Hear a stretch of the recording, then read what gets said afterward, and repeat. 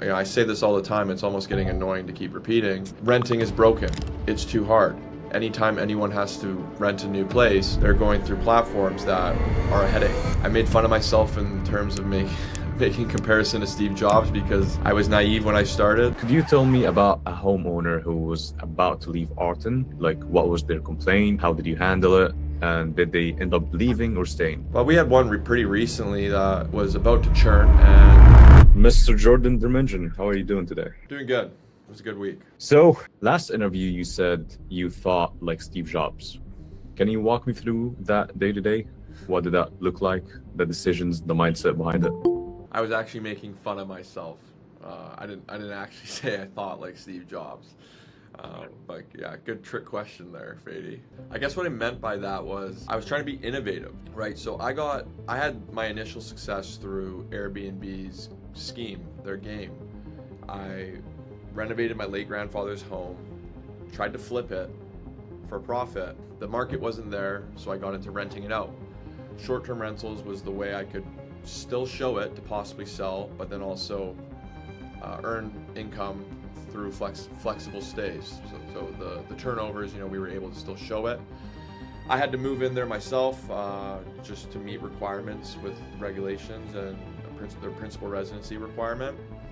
But I fell in love with the whole process.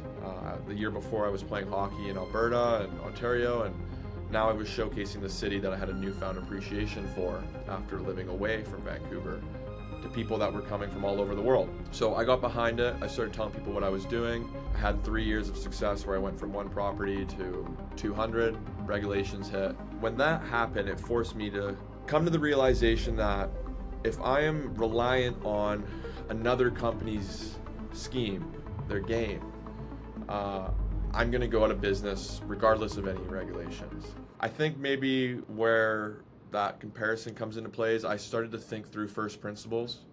I started to think, okay, if my company is inevitably doomed, how can I reverse that? And it was just objective thinking. To me, I say this all the time, it's almost getting annoying to keep repeating. Renting is broken. It's too hard. Anytime anyone has to rent a new place, they're going through platforms that are a headache. Facebook and Craigslist, you can't apply, you can't pay, you can't find reliable listings, verified listings.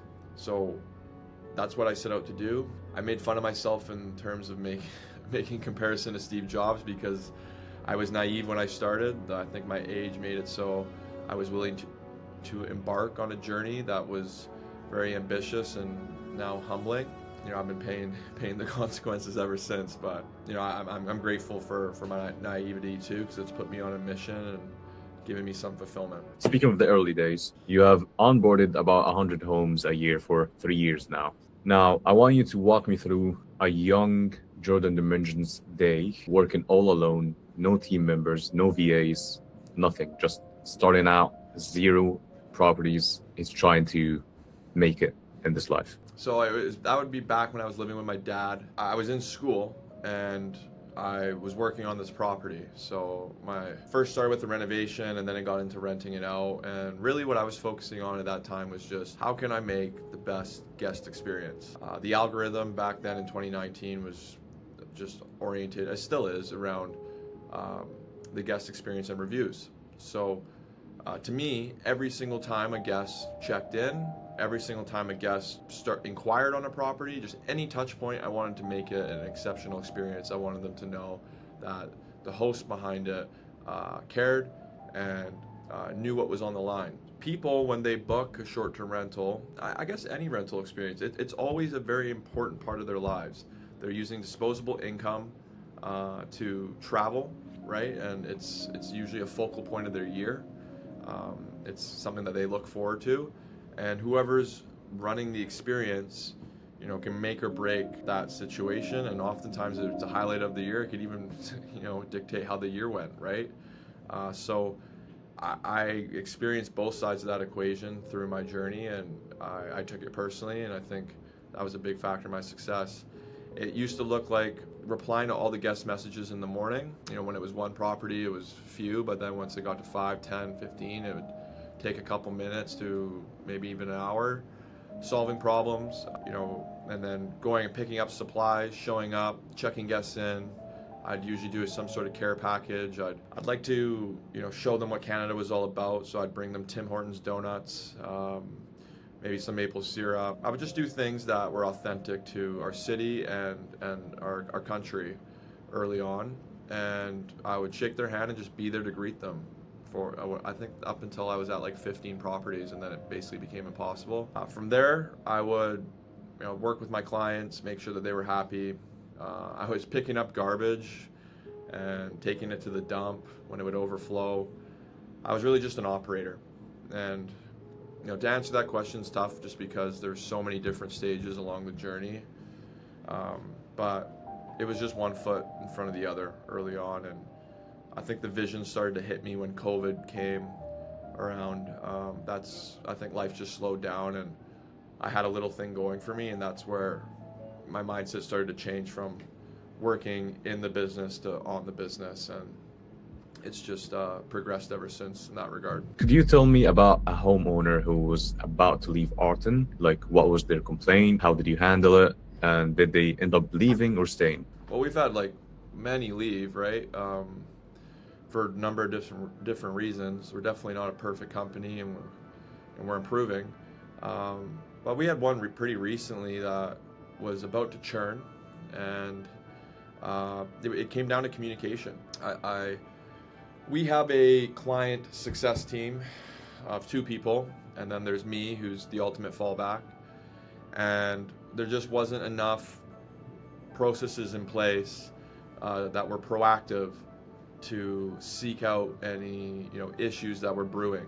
So it was actually a great lesson because once I got on the phone with them and was able to hear them out, I was able to change our processes.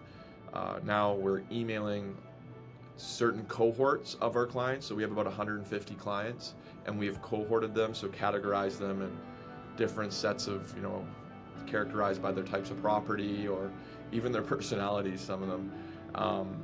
And then we'll do outreach to them once a month and try to schedule a phone call with them. If they're not available, then we'll just exchange a couple emails and get some feedback from them. And it's actually made it so we've received much more data and can then now implement it into our operations on a day-to-day. And I mean, that's only been live now for the last 45 days, where before we were just like reactive, and it's been a game changer. So great question. With the advancements of AI, what is Artin doing to move more efficiently, improve operations and its overall processes? Well, I think the biggest thing that I can do right now is just enforce the use of AI. Our AI of choice is Claude, and specifically Claude Code or Claude Cowork. But everyone is kind of adopting it at their own speed, and I'm trying to accelerate the rate of adoption across the company. Using little gadgets or applications like Whisperflow will make it so you can context dump faster. To me, context is the superpower behind AI. If it can plug into all your apps like Slack, Gmail, Notion, your online workspace of whatever sort, that's going to make it so your AI is that much more useful. And then from there, especially if you're using something like Claude, chat is decent too, but Claude's obviously another level. It's really just about pushing the limits. Like, I think a lot of people just underestimate what it can really do. I have it doing like all work for me now, like literally everything, just because it can connect the dots based on the back end that I've created. My Notion setup connects notes to tasks to projects to goals.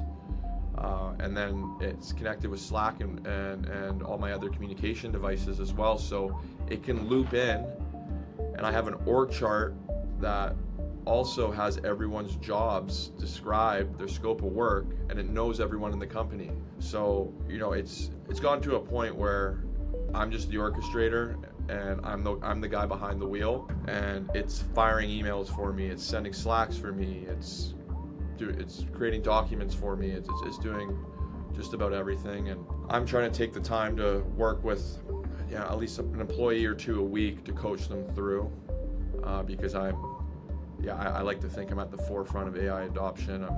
Every night I'm just going through Twitter and YouTube, watching these new uploads that Claude or Anthropic and some of these creators are making, because it's moving so fast. In the last interview, you've said life's a little bigger than just this business. If the business disappeared tomorrow and you've kept everything you've learned so far, what would you do and what would you absolutely never do again? Well, I wouldn't necessarily know what I'd do if the business disappeared, but I think what I've learned through this chapter of business is I want to live a slow, rich life.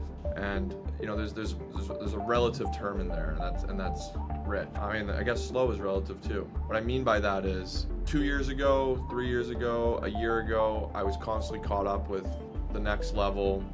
What can I improve? What's going to be better? Monetarily, just all this like essentially hedonistic stuff. This constant chase.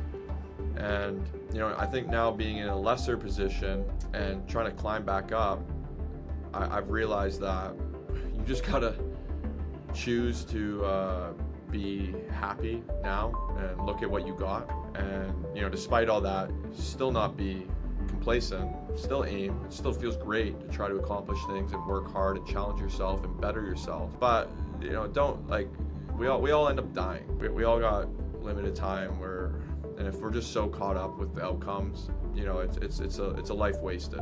Look inwards. That's really where your external world changes, is by changing what you need to change inside and aligning yourself with the vision for your life and the vision for yourself. And I'll end it with a story. Like, there's a story I heard from another creator, and I'm sure he heard it from another creator or somewhere else, about a fisherman. A fisherman was at the coastline or whatever, fishing, and caught about like 6 fishes, and some businessman came around. He said, "How many fishes did you catch?" And he said, "Enough for me and my family and maybe a couple friends." And the businessman said, "Oh, well, I watched you. You caught those so quickly. You could have caught so much more and sold them, and then maybe you could have started a business. And then with that business, you could have started a factory, and then you could have moved to the city.